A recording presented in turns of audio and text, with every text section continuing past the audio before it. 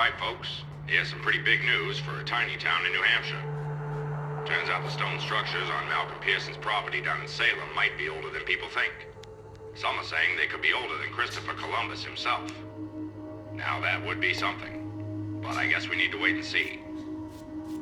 In sports, the Red Sox faced the Yankees last night at Fenway in the first of a 3-game series.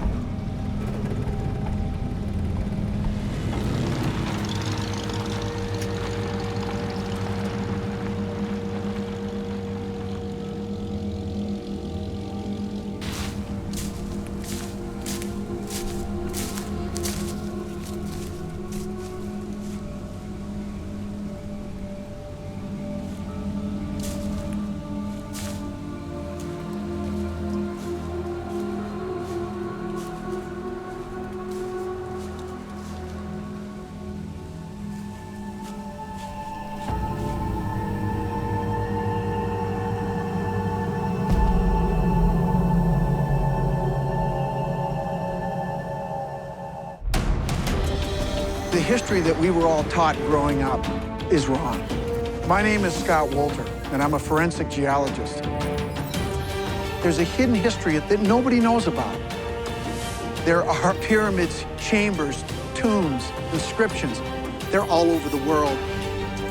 We're going to investigate these artifacts and sites, and we're going to get to the truth. Sometimes history isn't what we've been told.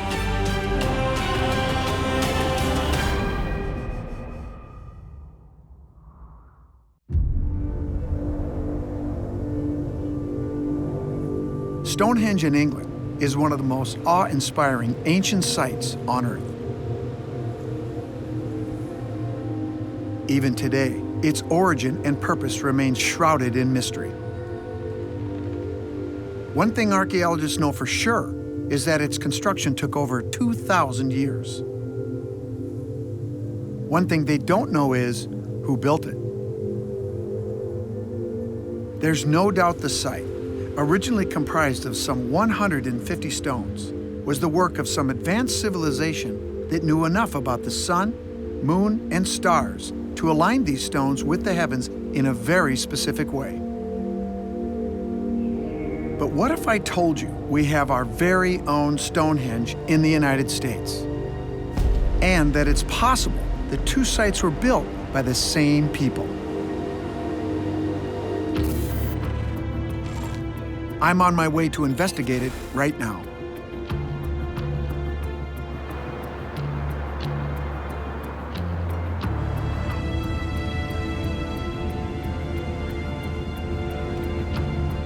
America's Stonehenge is a prehistoric site in Salem, New Hampshire. The owner says the stone structures here date back 4,000 years.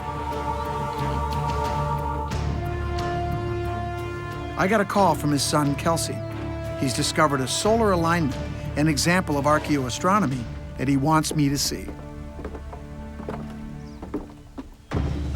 So, this is the Central Observatory, and this is what I was telling you about why we call America Stonehenge. Just like at Stonehenge, someone placed standing stones, large vertical rocks, in a circle. The placement is key. When viewed from the center of the site, each standing stone lines up with the sun on important days of the year. The solstices, the longest and shortest days, the equinoxes, when the sun is on a level plane with the Earth's equator, and the cross-quarter days, which fall midway between them. This is the summer solstice sunrise stone. So, on summer solstice, the sun basically just rises right over there. Right over the stone, just kind of comes at a diagonal, and then just kind of tracks across the sky. And then on the sunset, it just comes right over to... Right over here? Summer solstice sunset stone there. You realize this says an awful lot about your site. Whoever was here is marking these important dates of the year, like many ancient cultures all over the world did. I've been seeing this a lot lately. It's called archaeoastronomy. It's how ancient cultures used the sun, moon, stars, and planets in their architecture and design. I saw archaeoastronomy in Georgia, where it connected Native Americans to the ancient Mayans. And I saw it in a cave in Oklahoma, where markings that are part of an equinox illumination may have been left by the Celts. The ancient practice of archaeoastronomy seems to tie many highly advanced cultures together, and it also seems to tie them to America. You know, I'm looking at that stone, and it looks very interesting. Is there any chance we could go down and take a look at that closer? Sure.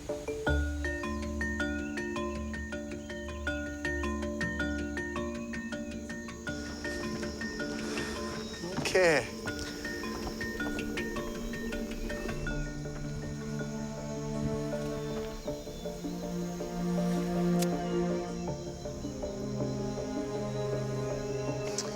Well, that's pretty interesting. Can you tell me a little bit specifically what happens with our alignment here? Sure, yeah, well, basically what happens is on summer solstice, the sun will rise right about in the middle here and just kind of go at almost like a perpendicular to where the stone is, and just go right across and just kind of rise up diagonally. In the sky. Well, we think actually originally probably was going to be up here. And, you know, over the course of time, it probably moved.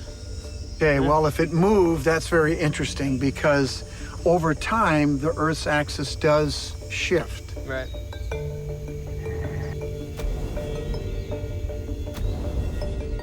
You probably remember the earthquake in Japan recently.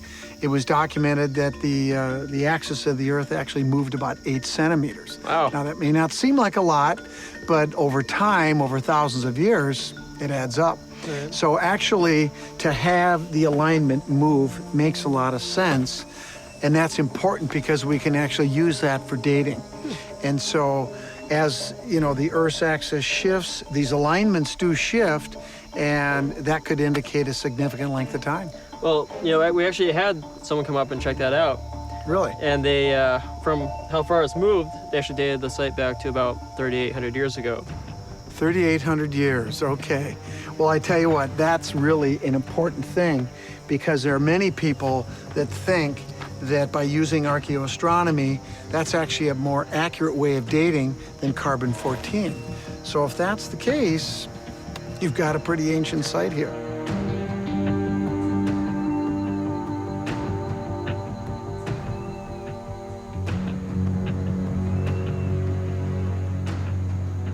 Clearly, this isn't natural, a natural position. This was placed in the ground. It appears to have been quarried. It looks to me like it's actually been worked a little bit, and all the surfaces are definitely weathered, significantly weathered. Right. And definitely indicates time. This has been here for a long time.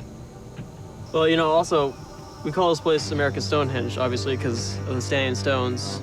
But there's another thing that I found that I think really directly ties the site into Stonehenge in England. Really? Yeah.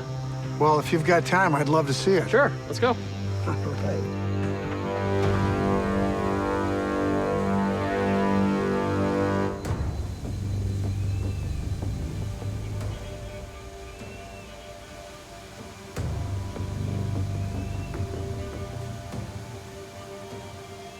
Kelsey, let's see what you got here. All right, well, a few months ago, I was on Google Earth, and I was kind of drawing all the lines out on the alignments, just basically to see where they go.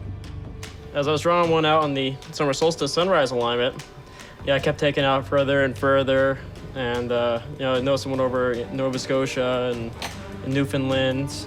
Kind of a northeast direction. Right, Okay. yeah.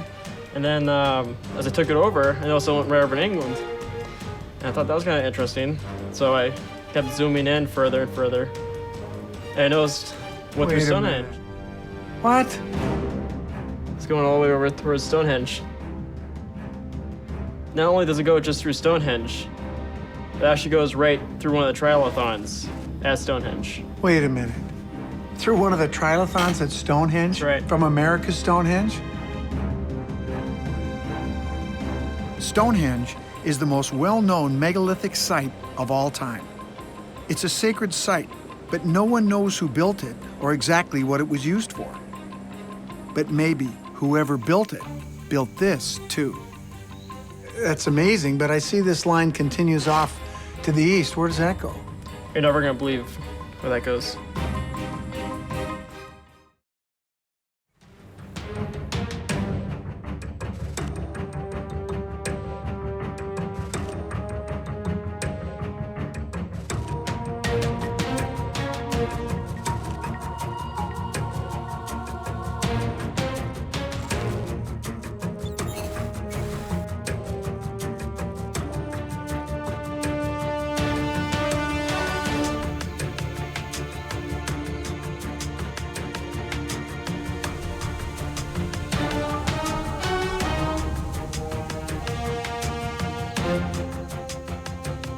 Let me get this straight. You're talking about, we're starting at America's Stonehenge in New Hampshire, Right. and this summer solstice line extends to Stonehenge in England.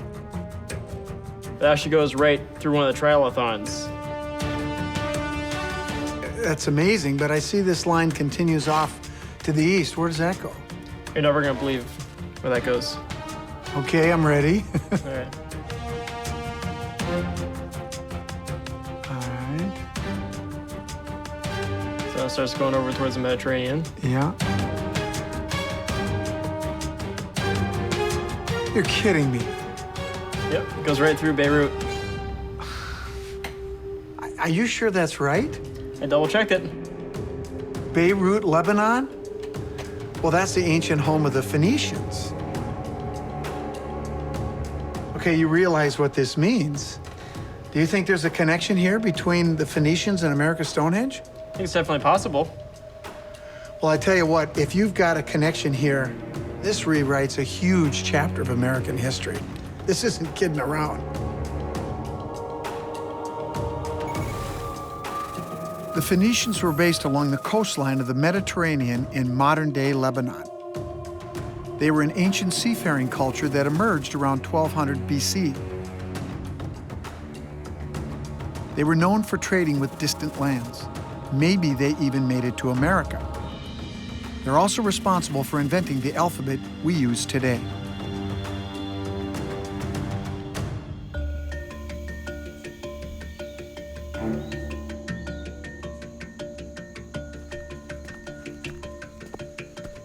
So, Kelsey, how did your family find out about America's Stonehenge? Well, my grandfather actually heard about it on the radio when he was getting his haircut back in 1955. Yeah, afterwards he went up and checked the site out. He was just so intrigued by it, he just had to buy it. Oh, it wasn't always called America's Stonehenge. And there was actually a book written back around 1907. It was referred to as Paddy's Caves. Who's Patty? He was one of the first people that was on the site and he has lived there for the 1700s and into the 1800s. Oh, really? Yeah. Well, I know you guys think this is an old site, but why couldn't he have built it? Well, I can show you.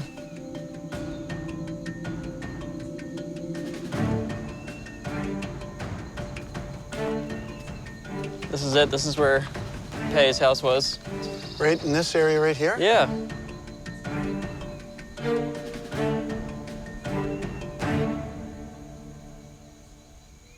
There's no way that Patty built this. It just reeks of being really old. Yeah. And if it's old, it's important. Some people think that he used the existing stone structures up in that area for animal pens. He built those huge, massive walls for animals when he's got all these trees and he could have used wood. That's what they think. Well, I don't buy that one. I mean, look at the size of these rocks. I wouldn't want to move them. What's that big slab there? Was that like a roof? We think that was most likely a roof slab for a chamber right there that collapsed. You know what's interesting about rocks like that? Those actually serve as clocks as well and indicate something about the age of a structure. This has a genuine feel to it. And it's amazing. I mean, look at all this.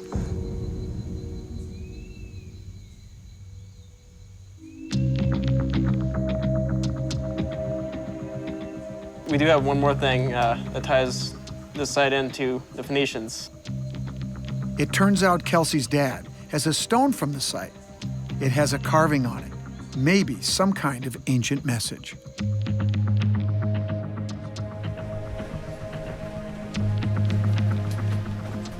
Scott, this is the ball stone.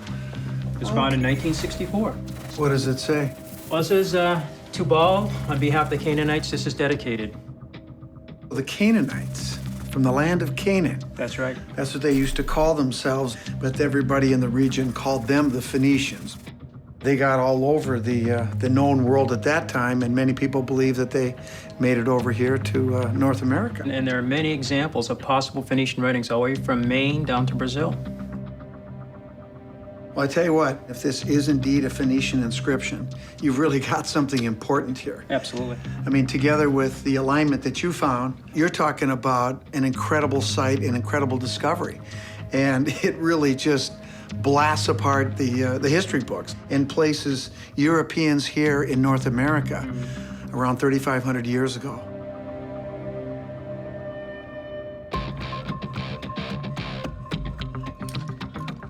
Before I make any conclusions, I need to make sure this inscription is old and that the lines are man-made, not natural. By using a 3D microscope, I can see how deep the grooves go and if the inscription has been weathering for a long time. What I want to do is I want to focus on this groove right here, which I numbered as number 3. Groove number 3. And that corresponds to this groove right here. This is about 4,000 microns from the highest point down to the deepest point. This one clearly is a man-made groove. It looks like it here. It looks like it here. I can already tell many of these marks that make up the inscription could be centuries old, and there's no doubt they were deliberately made. Because it references the Canaanites, I have to consider the Phoenicians, but I need to know more. Is there anything else here that you might have that possibly could tie this site to the Phoenicians? Well, there is one more thing. It's actually up on the site. We call it the sacrificial table. Sacrificial table? Yes. Well, I'm not going anywhere until I see that.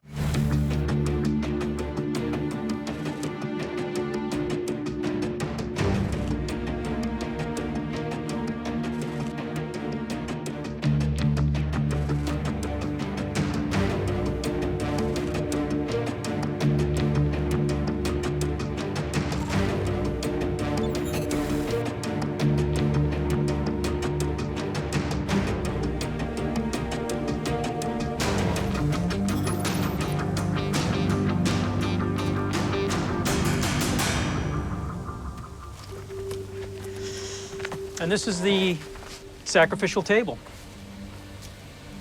This? Do you think there was really human sacrifices here? And we believe the sacrificial table could have been used for human or animal sacrifice. The stone is about 9 feet by 6 feet. It sits on 4 legs, weighs about 4.5 tons. And on top is a rectangular shaped groove that's about 6 feet by 4 feet.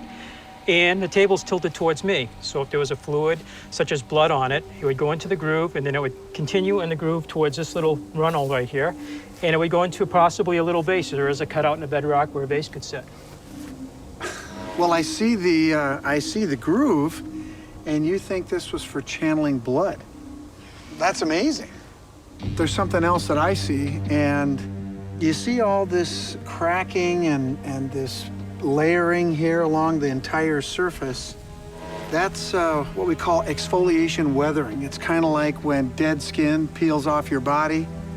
That's interesting for a couple of reasons. First off, that indicates a lot of weathering has gone on here. This is wetting and drying, freezing and thawing, and there's been a lot of loss of material on the surface, which indicates significant age.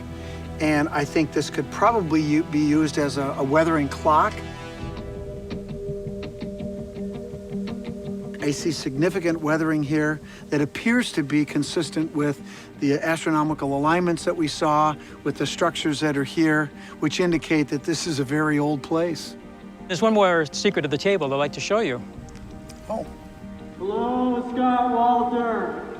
What the heck was that?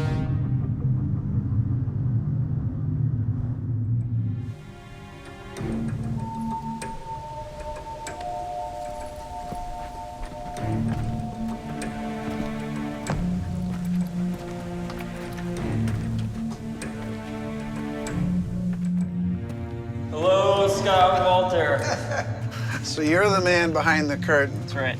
That's funny stuff. So what do we have here? Well, Scott, you're standing in the oracle chamber, and we call it the oracle chamber because of this tube here that goes through the wall about 6 feet from the oracle chamber where we're standing out to the sacrificial table. And we think during a ceremony, perhaps people watching above would hear this voice coming out, and it would be like a god or a spirit talking to them. And it was probably a priest or shaman actually shouting through the tube. Interesting. So really what we have is an example of archaeoacoustics, the science of where the ancients would manipulate sound, typically in rituals, by using something like this tube here to create a pretty scary sound in this case. Can you imagine somebody sitting on that table about to be sacrificed and hear that voice? I mean, it must have been really scary. I can't help myself. Do you mind if I give it a try? Yeah, I guess, Scott. Okay. All right. This is Ball. Get off my lawn.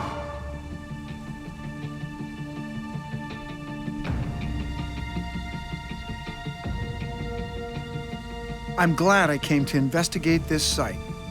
I don't know what's more interesting, the sacrificial table, the ball stone, or the summer solstice line that connects America's Stonehenge to the one in England. And further east, to Beirut, Lebanon, home of the ancient Phoenicians. I plan on coming back for the solstice, but right now, I'm headed to Mount Holyoke College to talk to an expert on Phoenician culture.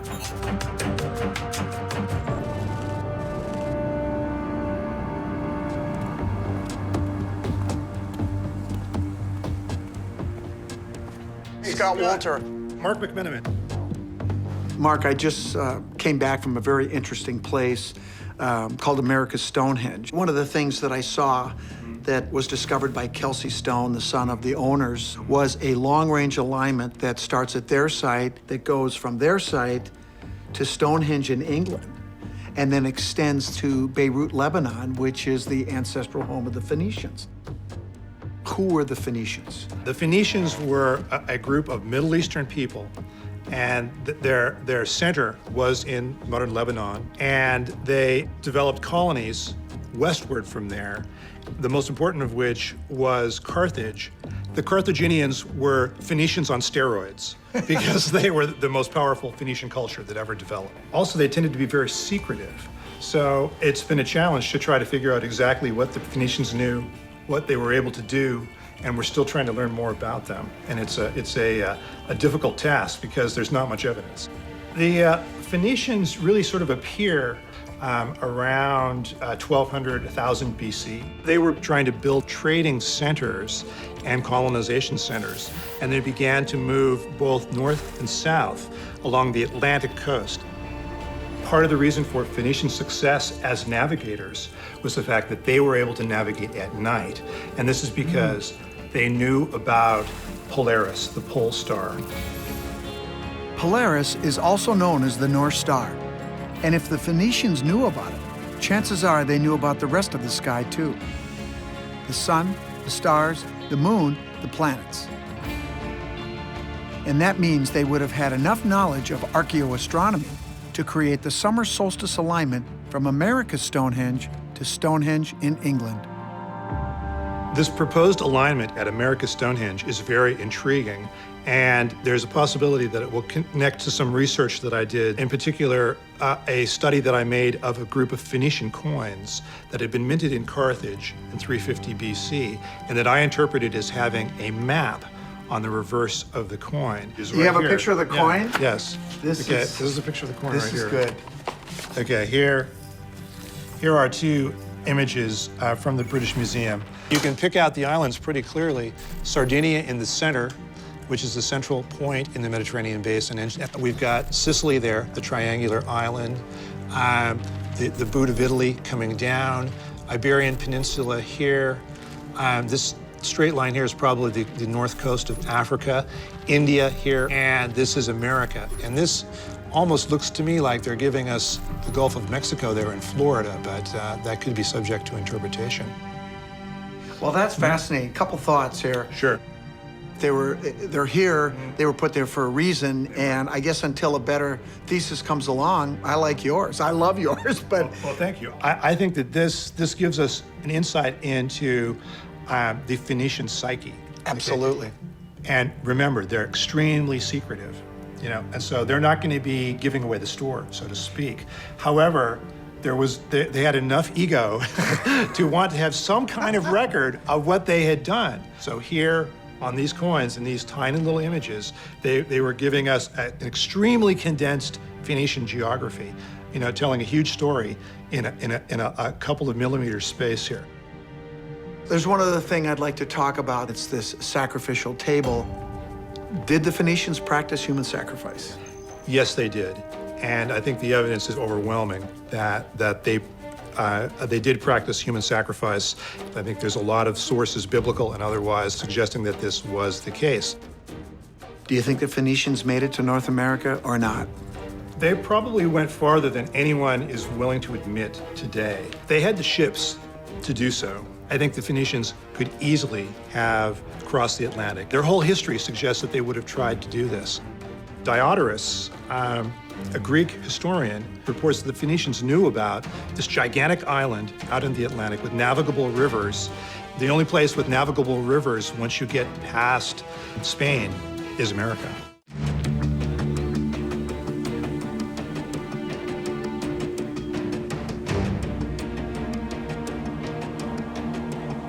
When I went to America's Stonehenge, I was amazed to learn about a possible connection between that site in New Hampshire and Stonehenge in England. Bob Stone purchased America's Stonehenge in 1955 because he believed this ancient place needed to be preserved.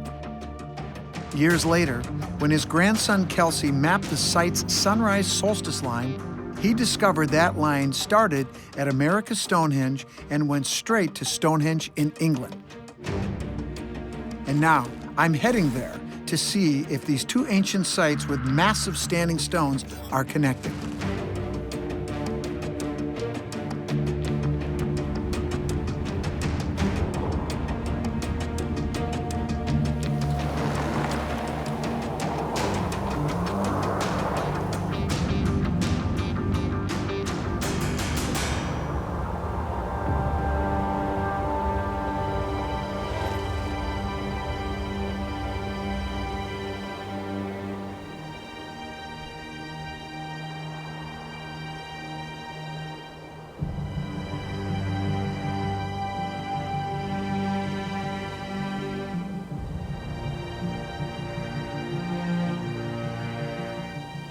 So Henry, I'm here because I'm investigating a megalithic site in New Hampshire called America's Stonehenge. And there appears to be a connection to Stonehenge here.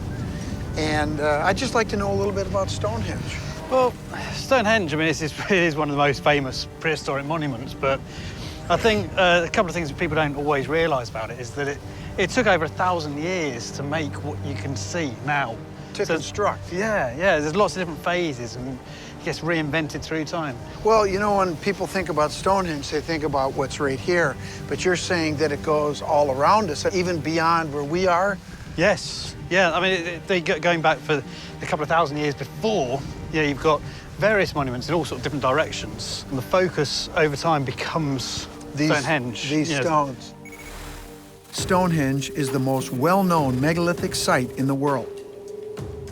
It consists of 150 enormous stones, the tallest of which rises 22 feet from the ground. But in the beginning, around 3100 BC, it was just a henge, a ditch, a bank, and several round pits. But even then, it was a popular gathering place.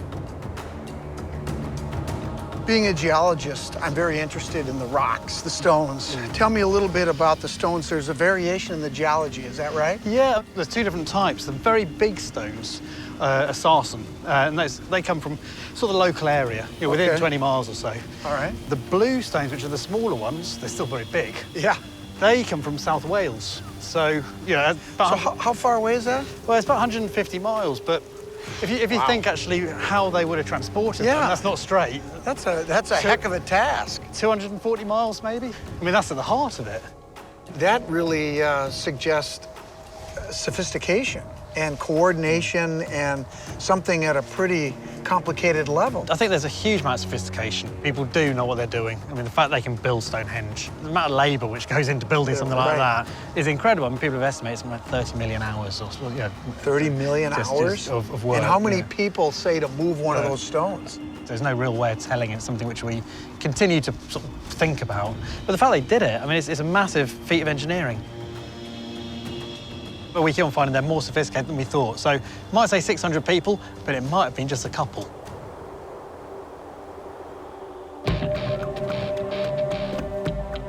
The blue stones may not be the biggest stones here, but for me, they're the most interesting.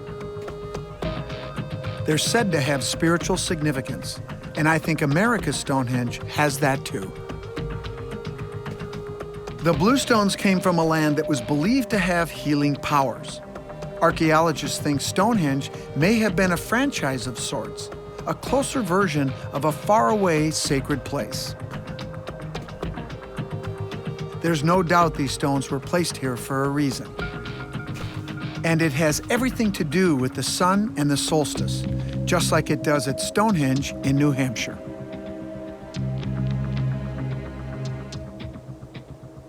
If we think back to ancient times, were there rituals going on? What were the people doing at this site?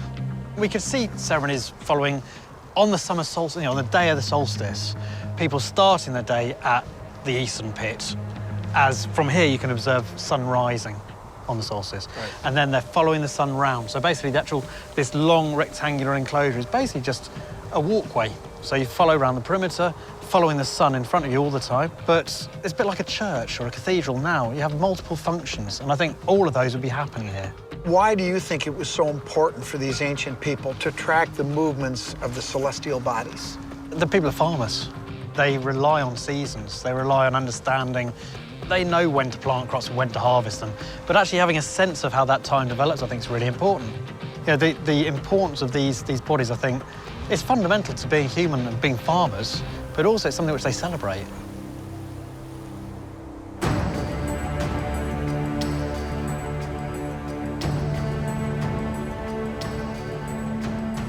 Tell me a little bit about the archaeoastronomy here. Well, there's been, again, a huge amount of work. You'll see there are stones dotted around the site. I saw a big one. Well, I can see it right here. That Yep. big standing stone over there off to I mean, the side. that one is known as a heel stone. Now, the weird thing about that stone is it's undressed. It hasn't been worked like all the other stones on site. But what seems to be important is that stone. Whenever you look at the centre of Stonehenge and line things up, and people have done this in the past, that's the stone which leads you towards the summer solstice sunrise. If you line up the heel stone with each of those pits, on one side it marks sunrise on the summer solstice, and the other one it marks sunset on the summer solstice. I don't know, is that more than coincidence that they actually are lining up with two very sort of significant celestial events? I don't think it's a coincidence. No, I don't.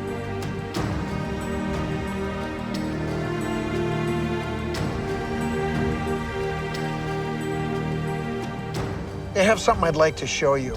It's a new discovery of archaeoastronomy at America's Stonehenge. It's a summer solstice line running from the site in New Hampshire directly to here. My initial reaction would be that that's beyond possible.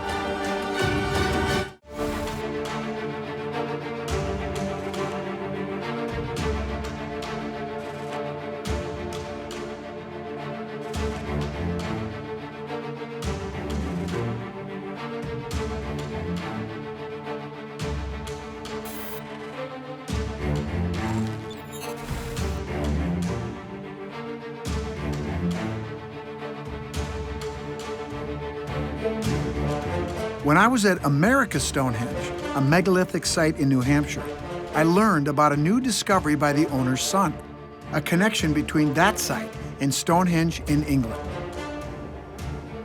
From there, the line extends even further to modern-day Lebanon, which was the home base of the Phoenicians.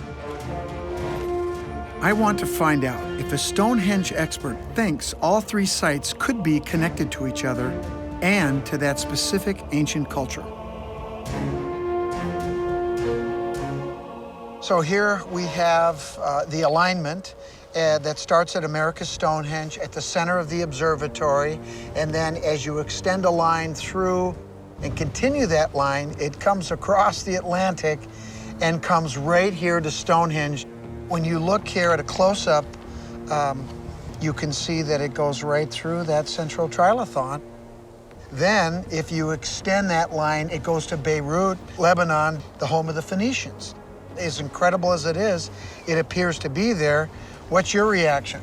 I think it's incredible. I can't imagine there's a link other than the possibility that people are marking the same sort of alignment. And I think also when you extend it onto the Phoenician worlds, their world starts around about 1200 BC. And this site's sort of finished really by about 2000 BC. So there's a good 800 years or so difference. Interestingly, I think Stonehenge has attracted people in prehistory from quite far away. There's a burial just over there, actually a couple of burials from over there, one from about 1400 BC. So people are moving here. It's feasible that Phoenicians might have been, you know, it's not beyond possibility. But they couldn't have been involved in the design of Stonehenge because it's too early.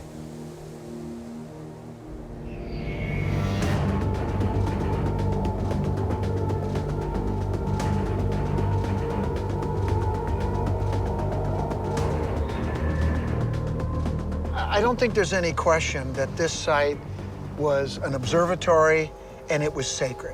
When we had these ancient people going to other places, like North America and other continents, something that was sacred, that was vital to their existence and their belief system, they would build those in other places. And could perhaps these sacred sites be connected or connect these people across the continents? I think you're absolutely right. I think these sites are sacred in that way. And I think possibly people move, but also equally, maybe just people are so similar in wherever they live on the planet that they all observe the same sorts of things. Whether or not people actually move or don't move between these places, the fact that you have similar sorts of sites all over the planet, all respecting the heavenly bodies and so on, I think it's just a really nice thing. Yeah, that's something about humanity and being human. Well, I think the one thing that we can definitely agree on, if nothing else, places like Stonehenge and America's Stonehenge prove how important tracking the celestial bodies were to these ancient people.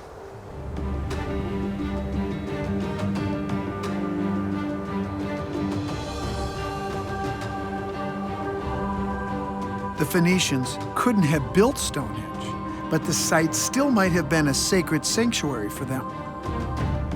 I think the fact that this place directly aligns with America's Stonehenge on the summer solstice is no mistake.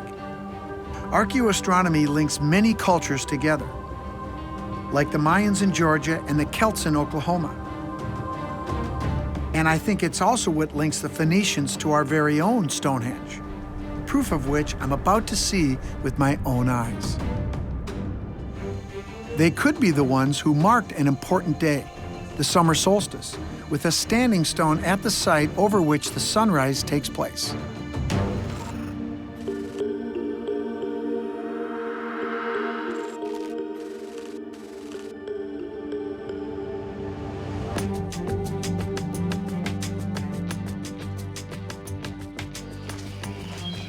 Hey guys.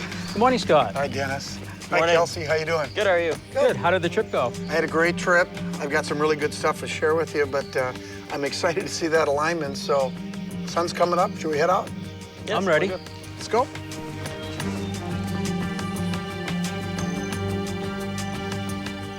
We're about to see the sunrise over the solstice stone. To see the alignment Kelsey Stone discovered that links this site to Stonehenge in England. If you were to draw a line directly through the sun as it rises over the stone, it would run right through the center trilithon at Stonehenge and then continue on to Lebanon, once the center of the Phoenician Empire.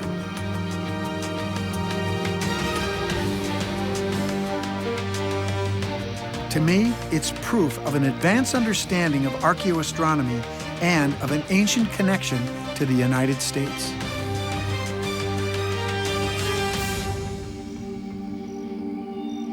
What else can you say but wow, that's amazing. It never gets old. Tell you what we're seeing here is an amazingly accurate astronomical calendar. There's no accident. I saw the exact same thing at Stonehenge. They used standing stones just like this to track the seasons. They used it for worship. I think they also used it for navigation, to come to the New World, amongst other places. It was absolutely amazing. The beginning of Stonehenge predates your site here. The later stages do correspond, especially with the stone erecting period, so there might be a connection there. The Phoenician connection is a little bit tenuous because this actually predates the Phoenicians by a little bit. Maybe it was a Proto-Phoenician group, we're not sure. You know what's great is you've got a sacred site in England, you've got a sacred site here, and there's no doubt that they're connected. Whether it was the Phoenicians or not, what it tells us is that some highly sophisticated culture, probably the elite in that culture, came over here and established this incredible site. And it's sites like this that connect the New World to the Old World.